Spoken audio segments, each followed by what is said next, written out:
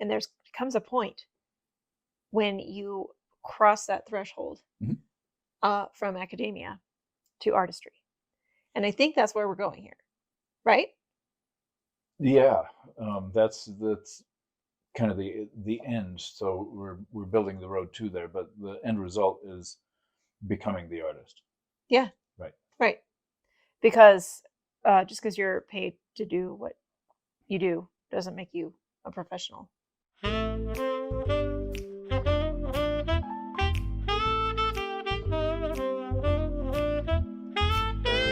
We are a team. As storytellers and dreamers, there is always magic to discover. Once upon a time, a Las Vegas showgirl and a comedian magician figured out that even with different perspectives, our adventures and experiences together are really just one big caper. Welcome back to One Big Caper. I hope this is a return visit for you. I am Phelyx. This is my partner Athena, and we are entertainers kind of enjoying the catharsis of describing how it is to navigate regular life after all of the weird experiences that we've had. This episode is interesting and certainly one of our soapbox issues. We're going to try to keep this to a manageable length of time, a manageable duration. Okay, so first I'm just going to fill in the listener here. We tried to record this before, like about 6 months ago, I think, maybe a little bit longer, and crashed and burned. This is take 2. This is take 8. Okay, fair enough. All right, well, yes. We're going to try it again. And from scratch, we have no script for this. I did, yeah, I was going to write down notes, but I chose not to. I was too, and I chose not to. Right, okay, good. I'm glad we procrastinated to the point where we didn't need to have notes, because that, yeah. See, and I don't know for sure if we were during a Mercury retrograde last time, but we are now. Oh, brilliant. All yes, right. We are right in the middle of Mercury retrograde in Taurus. Okay. Yeah. Okay. Well, so here we go. Let's try again. Let's try again. Today's subject is essentially, the title is Academia to Pro. To Pro. Turning from academia to pro. And that's the short way of saying, you study a craft, particularly in show business, until a point at which you are performing that discipline in front of an audience. And where is the line that makes you a professional as opposed to a budding amateur? I used to think a professional was getting paid to do what you do. Right. And this was at the beginning of my career. When you were green. When I was super green, yeah. And not a pro. And not a pro. But, I was performing with a ballet company when I was 14, 15 years old as an apprentice. So I was maybe in it. You were a pro, by some definition. So I guess that's where we are. I wasn't getting paid for those. No. Have you redefined your Yes, I've redefined it since. Yes. It's not that you're getting paid to do it that makes you a professional. Yes. So if anyone has that similar thought or mindset, well, keep listening. Right. Yeah. Right. So as an entertainer or showbiz person, where do we define professional? How do you know that you're a pro? Yeah. Because you don't. Which is interesting. Nobody knows. You don't know when you're a pro. In the biz world, they say 10,000 hours makes you an expert. Okay. Right. Whatever. I was called a baby burlesquer when I first came to the scene. So I'm bringing this out of a spotlight out of a large show in Las Vegas. Yes, because I'd never stripped before. So I was considered a baby burlesquer. I don't even know that I lost that moniker during my 5 years as being a burlesque performer. I really don't know that people were like, oh yeah, you're a pro. So getting paid is not the definition. No, we've established that. I can talk about the 10,000 hours is, I can argue that it's fairly accurate, but I don't know. Well, that's expert. That's an expert. Right. That's just, you have that many hours of knowledge. Do you have that many hours of, for example, being a graphic designer, which is also something I do. I have over 10,000 hours. I don't consider myself an expert. Same thing in marketing. I don't have 10,000 hours, but I kind of know some stuff about marketing, you know? Here's where we get excited, because I'm going to go ahead and bring this up. But Okay, here's it's where we time. get Here we go. excited Here we about go. Everybody, academia. are you ready? Are you ready for this? This is an obvious answer, so a rhetorical question, but can someone read every book there is about dance and then go get on stage? F no. Right? Yes. Okay. That is essentially what we're talking about when it comes to trying to distinguish the difference between an academic approach and... Okay. This is going to be a little bit insensitive, probably. Okay. So I'm not trying to be a mean person here. You can go and get a degree in dance and still not be a professional dancer. Okay. Yes. A professional dancer may or may not have a degree in dance. I chose to go the work route, the career. I just went straight for a career. I didn't wait to go through college because I felt like I would have wasted time. Okay. I became a principal dancer at the age of 23. I was almost 24. But yeah, I was 23. Some people, this is what he's saying. Like, you can't just read every book about dance and then be a professional dancer. You can't even go and get a degree and be a professional dancer. You actually have to have, in my opinion, a contract that labels you as a tier of dancer. But again, are you really a professional just because you are getting paid? This is my mindset from being the beginning, but I wouldn't say that I wasn't a professional until I became a principal dancer. No, you were a professional before that. I danced for 7 years in the chorus or corps de ballet. You were a professional. I was professional, right? Yeah. But at what point, since signing that contract, getting my shoe order, all of those things that come with being a professional dancer, at what point was I really a professional dancer? Do you have an answer to that? I don't. You don't. Okay. That's what I mean. You don't know. For me, and I think this might be just individual. For me, I think it was when I probably 6 months into my first Jubilee contract. Okay. Yeah. Because I was performing every night, 6 nights a week for 6 months. Whereas in the ballet company, I was rehearsing full time, 30 to 40 hours a week. That's what ballet is. Yeah, unfortunately. And I didn't know that. I didn't know that. Yeah. Things they don't tell you. Well, I experienced it as an apprentice. I don't know why I didn't, like, 2 and 2 didn't go together, you know? Yeah. Sorry, I'm derailing. I got a lot of my experience by performing on the street. Busking. Busking. Yeah. In Boulder. And I didn't consider myself a professional. Because you were getting tips. I was earning tips, but what better measure for the effectiveness of your work than having people decide what you're worth after you've done it? Right? That sucks. It does suck. But it's a good test. And it's a solid way to cut your teeth as a performer. It does make us a little jaded towards others who didn't go that route. Right. Well, it's like, for me, I didn't go the college route, and so I have kind of a issue with people that did that. Like, it's on your resume, but it doesn't show that you actually are a good performer. Which is my thing. Like, you have to be a good performer. You have to engage the audience. You have to. Otherwise, what are we doing up here?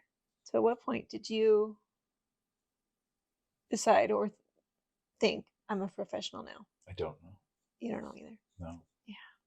This is a hard one. But let's talk about academia. Let's talk about it from the academia perspective. Okay, so I spent, from the time I was 14, hardcore everyday ballet lessons, an hour and a half every day, and then an hour point class every day. Okay, so 5 days a week, that's 3 hours. Okay, and then sometimes there were competitions that I would do, and then, all kinds of things. And in those classes, I was learning the basics of ballet. Just because you've mastered a plie doesn't mean you stop doing plies. You have to do plies every day. It's your warm-up for the class. Okay, you took mime, you took puppeteering. And a lot of, that made It you did. more what, flexible, more Certainly, diverse? certainly well-rounded. Yes, it's the same thing in dance. It's an education that I think it's very important. I know academic magicians. I know people who are very skilled at the puzzles, and Right. So this but is they're what we're not trying. performers. They're Okay, not okay. So entertainers. we're still describing Okay. academia first, because then we have to like contrast it, right? Okay. Right. So you study technique. You study where exactly your toe goes when you're in retire, not passe as most people call it. When you're doing a turn, where your fingertips are, where everything goes, and you do that day after day after day after day, over and over and over again until it's in your body. And there's comes a point when you cross that threshold Mhm. from academia to artistry. And I think that's where we're going here, right? Yeah, that's kind of the end. So we're building the road to there, but the end result is becoming the artist. Yeah, Right. right. Because just because you're paid to do what you do doesn't make you a professional. We've established that. But so we've both seen in our lives people who are more academically focused, and this is when you can't leave academia. I think it's almost it's the shadow of the student archetype, actually, when you can't leave your comfortable learning environment and break out into the artist, which is I think artists take more risks. They are more uh flexible is not the right word, but they go with the flow more. They can navigate challenges easier, whereas students or people stuck in academia can't. So when I was in the ballet company, I was terrified if I didn't perform everything meticulously, so I couldn't actually perform. But I had already started developing as my blossomed as a performer when I didn't have to worry about that, when I was doing lyrical modern and jazz. And so there's a little bit more artistry just built into the training, kind of. But with ballet, it's very rigid and it's very like rote, and you have to like do things, and your hand has to be a certain way, and every pose matters, and that has its benefits. Like you can be choreographed on if you know your basic dance poses and movements. Mm-hmm. Choreographer can come in and just manipulate their vision onto your body using the same terminology you used as a student.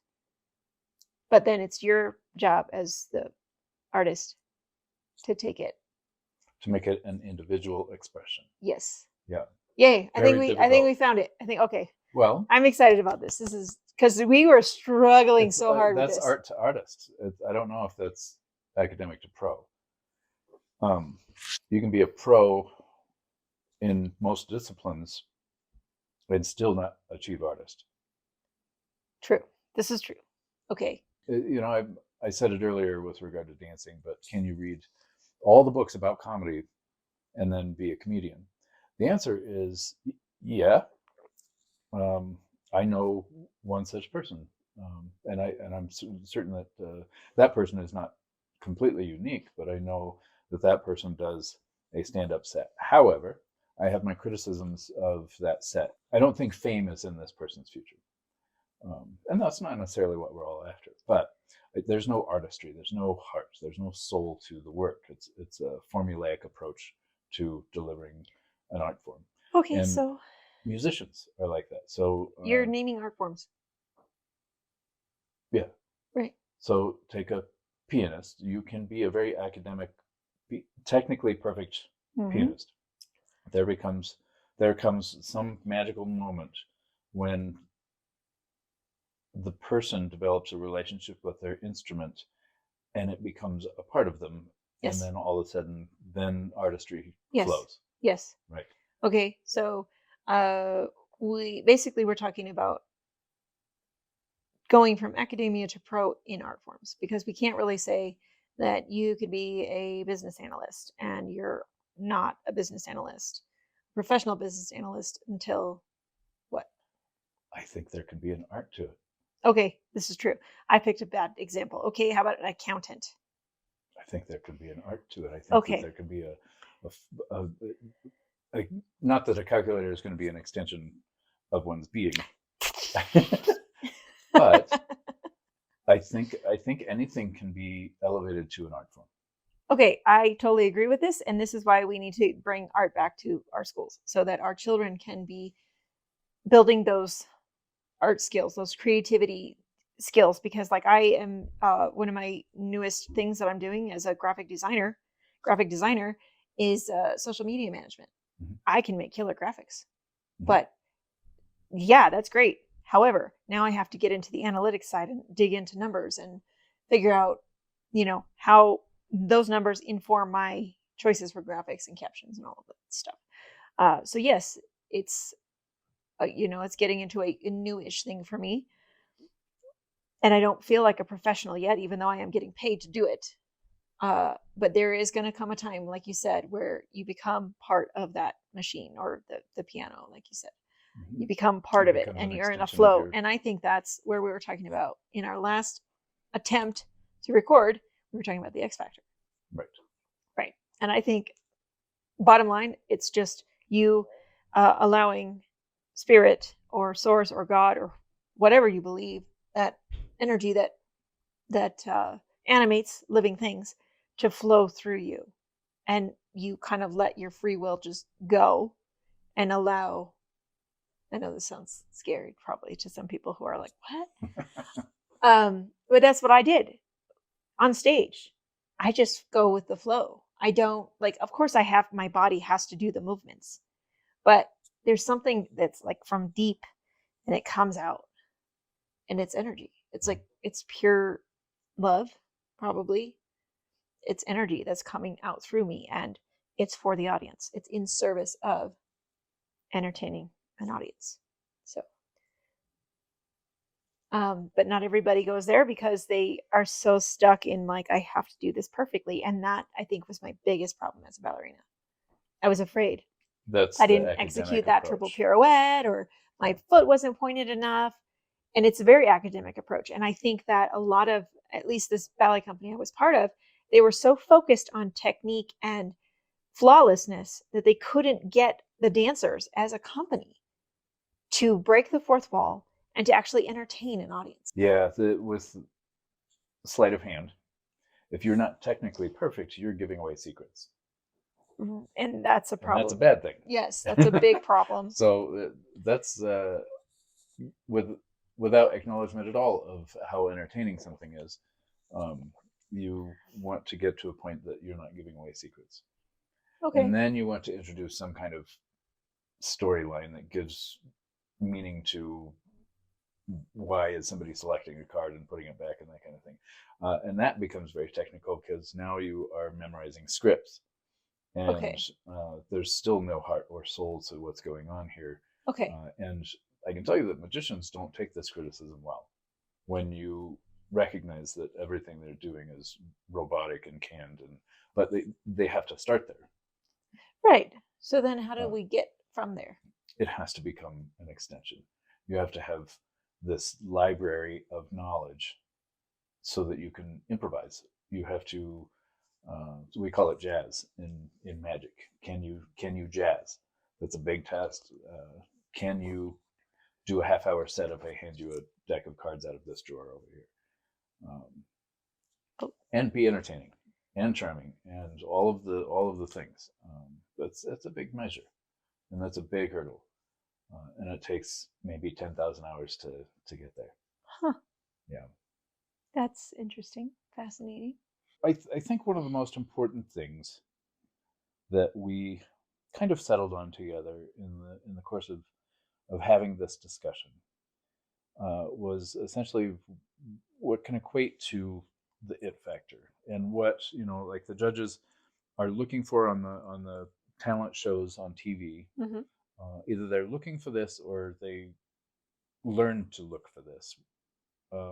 They may not even be aware that this is what they're looking for, but we settled on the fact that it's not performing at one's audience, but sharing space with them and Right. really kind of having this experience together. This exchange is how What you put it. I and put it. Yeah, and I It's agree with you. It's an energy exchange. Like when you're actually performing for an audience, they're involved. They may just be sitting there looking at you smiling, but there is a give and take of energy. And if you're not a professional, number one, you don't know how to do that. Even if you are a professional, you have no idea what I'm talking about. It is happening. But you become a conduit for energy to flow through you and to your audience. And, when you're not a professional, even if you're being paid to do a show for someone, if your audience isn't feeling you and they're not part of that energetic exchange, there's a wall there. There's an invisible wall, the You're fourth not wall. sharing space, and You're not so sharing space. why would you? Why are we here? Yeah. And even my work relies heavily on the fact that there is no fourth wall. We are there together. Right. And like I have physical exchanges with people in my audience. So it's Right. we're definitely working together. Yeah, but I could perform at people and still have that interaction, right? And I much prefer, of course, to perform with them. So that moment that happened for you, where you were technically perfect but not commanding the stage, as you put it. Yeah. And then all of a sudden you let it go, and all of a sudden you had this exchange with an audience, a conversation with an audience that caused them to lean forward a little bit, and that's what you want out of an entertainer. And that's what I was talking about, the contest talent shows, and what the judges are looking for is that one of those shows is even called X Factor. I don't know if that's still around, but yeah, I think so. Is that the X Factor? I kind of think so. Yeah. Can you teach it? No, I don't think so. No. It happens. We said that. I was taught, though, wasn't I, by means of a criticism. But I can tell you that people who do magic, like the card technical magicians, I've seen some amazing things. I mean, really astounding, unexplainable, technically perfect things, but not entertaining. Entertaining maybe to me because I know better than an average person how difficult it is. Yeah. But they can entertain on a TikTok video. It's good or for 30 seconds. Yeah, it's good for 30 seconds. Like that's entertaining to some people. Like how long do you spend scrolling? How long do you spend scrolling watching these short little videos? Like to me, that's not entertainment. Right. But some people kill time. They do not like the criticism, though. It's very offensive for these people to hear. Essentially, no matter how lightly you put it, they hear you're not entertaining, and that's what's happening. Is that like feedback they're getting on like their comments? No. So if they're interacting solely on TikTok, then they get these huge inflated egos, but they could not handle a live audience. I mean, they wouldn't be good in front of a theater of people. They're good in front of their cell phone for 30 seconds. Right. Are you going to talk about the juicy bit? Yeah. So you've done work to find evidence that this ever happened. Yes, I have. I did it, and I couldn't find it. So I still don't believe Phelyx. The concept is, and I talk to people in Las Vegas all the time. It's one of those things where I have two clocks on the wall, Denver and Las Vegas, right? Not literally, but it's 1 hour behind. I'm aware. I know. I'm aware of an effort that it works on paper. Here's what we're going to do. We're going to take and round up these TikTok celebrities, people who have millions of followers, because they'll help us sell tickets to a show. We're going to put them all in one show. So we're going to get magicians who, can advertise this show just like that. In 30 seconds, they'll tell 3 million people, hey, there's a live show, Las Vegas, and we're all going to share this experience together. So I think it ran 2 weeks. The rumor in my memory is that it ran for 2 weeks and was such a disastrous flop that they paid extra money to a PR company to erase its existence, that it ever happened. So I'm gonna try to get some details. People are afraid to give names in cases like this because it was a disaster, and nobody wants to throw each other under the bus. We're all actually kind of kind to each other, despite what you might see in movies. We take care of each other. But yeah, on paper, I understand how that might make sense. Yeah. Okay. So you say you have 10 TikTok stars, and they all have whatever 2-3 million followers each. That's a lot of people. Easy advertising, right? Right. But if you have someone who can only do a 30-second really cool trick And can't even look at their audience, they have to look at their hands. Right? Yeah. I mean, that's, yeah.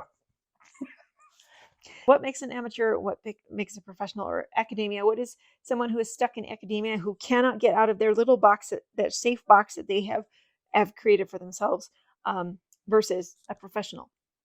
I'm going to say the experience of, stuff going wrong. Sure. What do you do when stuff goes wrong? Sure. Do you panic and freak the F out and, let the audience know you just messed up? Or do you just keep going? It depends on what you're doing. Well, whether okay, that's so even possible. okay, I'm speaking from a dancer's perspective. Like if right. you mess up the choreography, nobody knows the choreography, which I actually did as a professional. I'd been doing the choreography 2.5 years, and I forgot the choreography one day. That was because I was on autopilot, and I was just tap dancing and smiling, and I was thinking about like probably what I was going to do later, or the grocery list, or whatever. Mark of a professional, I just kept going. Made everyone around me laugh. Just keep going. Just keep going. Okay, so for magic, it's a little different. That's a rough part about what I do. Yeah. Because I spend 10 minutes telling people what to expect in the next 30 seconds. And what happens if that 30 seconds does not work? I've seen this happen. I've seen his illusions go wrong. Yep.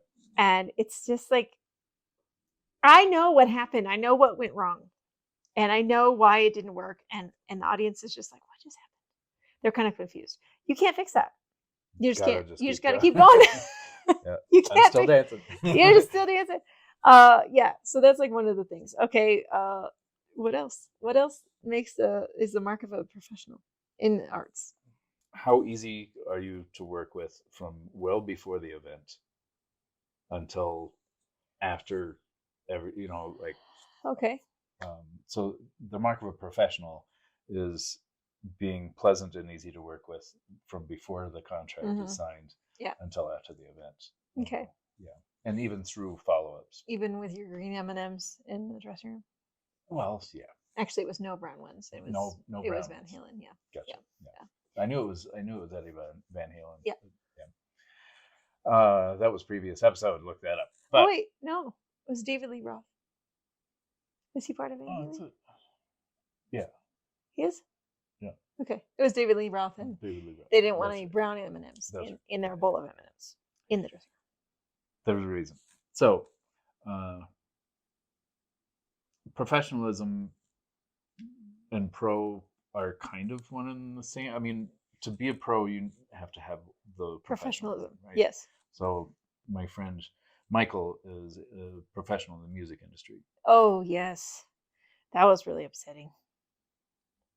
There is the potential of a virtual animated band being able to play any song in history and being projected and animated and play the song, which is upsetting to musicians. Is it possible that this could take over? He cites the fact that there are a few things that this digital animated band it's not going to do. Yeah, as an advantage over musicians. They're not going to be too high. They're not going to be drunk. They're going to be on time. All of these things. They cost less. They don't trash the dressing room. Yeah. Yeah. So that's interesting. But essentially, it was a list of how unprofessional some musicians, bands can be. Yeah. Which, like if there's alcohol and drugs involved, which in the music industry it seems like there is, that's going to happen. It's less now in my awareness, but it might be because I'm too old to hang out with the real cool kids anymore. But it seems like there are less drugs. I don't know.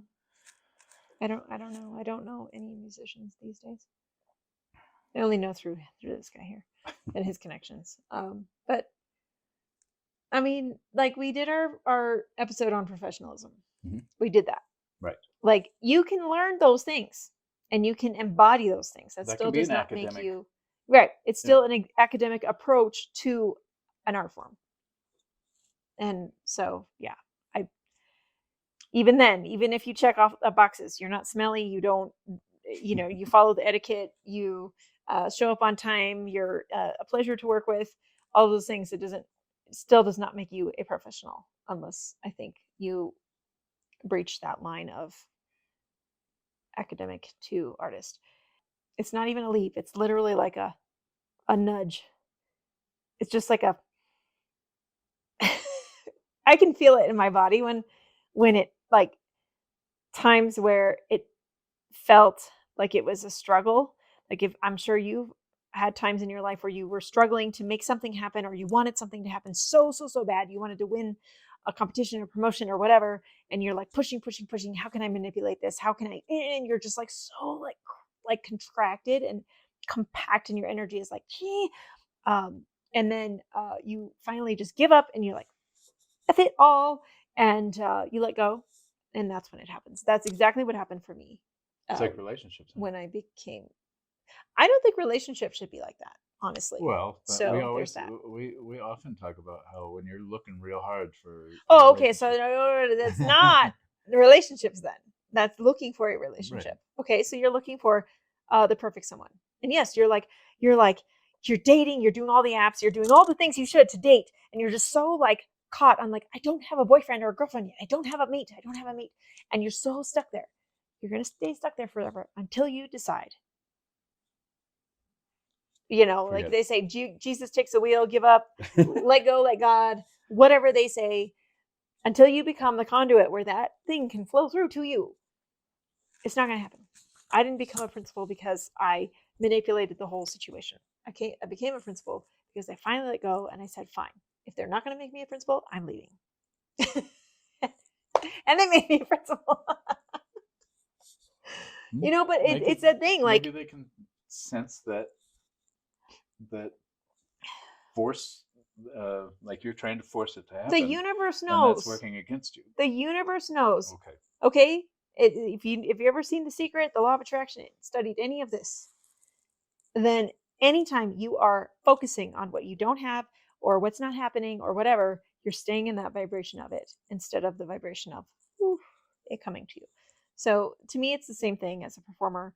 I spent 2.5 seasons in the ballet company, pushing so hard to become a soloist. I didn't want to be a principal. I just wanted to be a soloist. I didn't want to be Juliet. I just want to be a soloist. I have my mental reasons or whatever, psychological reasons why that was important to me at the time. But, I was just pushing, like, I had incredible technique. I was a beautiful dancer. Like, I could execute these things beautifully. And sometimes I could perform because I had, like I said, I had that raw talent to perform at an early age, and it was beaten out of me as I went through my ballet training. It was beaten out of me because you have to have a perfect fingers. Yeah. So I had to get that back and then integrate all of it. And that's, I think, when you become a pro, when you take your academic approach and the art and you integrate it, that's when you're professional. Yay, I win! You think? Yes! That's it! Okay. What do you think? He doesn't think so. That felt good. Did you feel that? I see where you're coming from, for sure. I do. I think you can be a pro without the art. Really? Yeah, I don't think you're a good pro. I don't think you're an engaging pro. But I think you can have a career. I know entertainers who have had careers. So then, and they are not entertaining, or they're at least not artists. Okay, so it's a tough criticism. It's really hard. I don't want to name names, but in my brain, as I'm saying this, names are going through. You don't get very far. So there are professionals out there that are taking a fully academic approach, is what you're saying. There are. Okay, and that is upsetting because it doesn't have heart. It doesn't have soul. It doesn't have artistry. It's not a unique individual voice. It is just a regurgitation Yes. That's a formula. Okay. So Felix, if you can't tell and have not been able to tell this whole time, he doesn't like stuff that's regurgitated. He likes everyone to put their own spin on everything, right? I think yes. I think even if you're teaching something that has been done before and there is a formula to it, you can teach it in a way that it has personality. No, I don't think that's what you're trying to say. Well, it's not. I think what you're trying to say is you can teach it so that that person takes it and makes it their own. Yes. I think that's what you're trying to say. Yes, that's Yes? what I'm trying to Yeah. Sure. Okay. Yeah. Because every teacher who is a good teacher will put their own spin on it. But it's also up to the student to say, I'm learning the rules. So responsible learning. How do you teach that? How do you teach somebody to be Well, now we're back to responsible where we learner? were from the beginning. So you have to teach your students to be responsible. If you are a teacher, my teacher, she taught us. One of the last courses we did, she did teacher training for I think the last year that we were in her sphere. And so she taught us how to teach. And that actually helped me understand the technique better, what I was learning and why I was learning it the way I was learning it. So it's always helpful to start actually learning how to teach your craft or your method or whatever, so that you become a better person, a better artist yourself, entertainer, performer, whatever. And coaching as a dancer, coaching young dancers. I was coaching young ones that were only 2 years younger than me when I was in the ballet company. And they just fawning over me because they thought I was so brilliant. And I'm just like, girls, you're blind. I'm in the back row in the chorus because I'm the tallest. But they had beautiful technique too, but they were missing what I had started to do when I signed that contract, that professional contract. I was starting to become an artist and a performer. But I don't think it fully happened until I had way more stage time. I think Sure. that was when it finally started to. Well, then you have to develop. So that's what I was saying about having an instrument, developing a relationship enough with that instrument that it becomes an extension of yourself as Right. an artist. Right. And helps you speak. Right. Yeah. Yeah. Or sing or whatever, play or. It's your voice as your voice yes, yeah. To communicate, right. To exchange the energy. Right. So I do that with puzzles and costume and props. Okay, and I do that with all kinds of things. In order to. Yeah. Well, I do that with all kinds of things. I can't even I touch so many different art forms in my life that it's almost ridiculous. Why can't I just pick one thing? I'm multi-passionate. See, that's fine. But there's nothing wrong with it. But I always try to flow that, yes. Flow it through, no matter what I touch. What's a professional? Performer, entertainer, dancer, artist. What's a professional? If it's not getting paid to do what you do, what makes it professional? I really don't think we're going to come up with a definition. What? Why are we even here? Why are we doing this episode? Why are we even here? Well, we've established that professionalism is part of it. Yeah. But I don't know. You can get paid to do something and not even be good at it. Well, so define good at it. I mean, you get 30 million TikTok views or whatever. You're good at doing a trick. You're good at the 30 seconds. Yeah. And you can get paid at that volume. If you have that many views or whatever, then you will get a check. Yes. And? Does that make you a pro? So then is professional defined by the parameters of executing the work in a professional manner? There are people who are not exactly, people who have big reputations for being unpleasant to work with and not professional, who are getting paid or booked, right? Yeah. How are they getting booked? So when you introduce yourself, I think the reason we're doing this is because we want to talk about the title that's involved. I'm a professional magician. I'm a professional dancer. Right. What does it even mean? I think you just decide someday that you're a professional and that's it.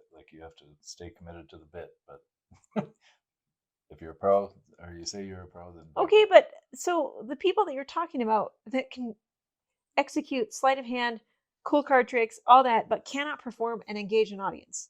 Are they still professional and get Most paid of for it? them, I will tell you, I've seen a lot of people who are of that ilk say that they're pros. These people who say, yes, I'm a pro, I can see their imposter syndrome through that. They're lying. I can tell that they have zero confidence in what they're saying when they say I'm a pro. So they're just bad liars.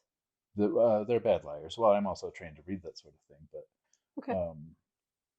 I don't think they believe it, is what I'm getting at. So they're trying to fake it till they make it. Yes, they are. Okay, so maybe that's it. The moment you don't have to fake it, When you stop faking it, you're a pro. maybe that's it. Yeah. All right, I'm willing to concede that that's the answer. I win again. I love it. think I hope we're still filming. That's a fine. Yeah, that's a fine way to Okay. put it. Is it when you no longer have to fake it? Okay. Huh. I think that's an hour's worth of episodes just to come to the point of like, you're a pro when you've stopped faking it. That's interesting. We may have discovered something there. Really? I think so. Do you think so? Anything to add to that since we've... No, I win. I won. think? I win. I won the whole thing. I have 2 major points that scored big. You felt it. I felt it. I don't know if you felt it. I know you did. I didn't realize we were competing for... I'm not. Okay. Just I felt very I strange. feel Feel complete. good? Okay. No, so this episode is cursed. Hopefully we can get it to you. If not, it will become a special subscriber only episode. We'll see. Yeah. Wow. This has been over a year. Okay. Over a year. We'll probably address this subject once again, but as always, we invite you to send us different topics that you would love for us to discuss. If you would like for us to elaborate, or if you have anything to add to this discussion, reach us any old time at hello@onebigcaper.com. Thanks for listening. Thank you. We can't keep doing this without you. Give us just a little bit of your time by subscribing, sharing, rating, or talking about One Big Caper with someone else. We really appreciate your help. We want to hear your stories. Visit onebigcaper.com to get to know us even more. All of the audio and visual digital media associated with One Big Caper, in whole or in part, is the property of Gazellas Productions, LLC.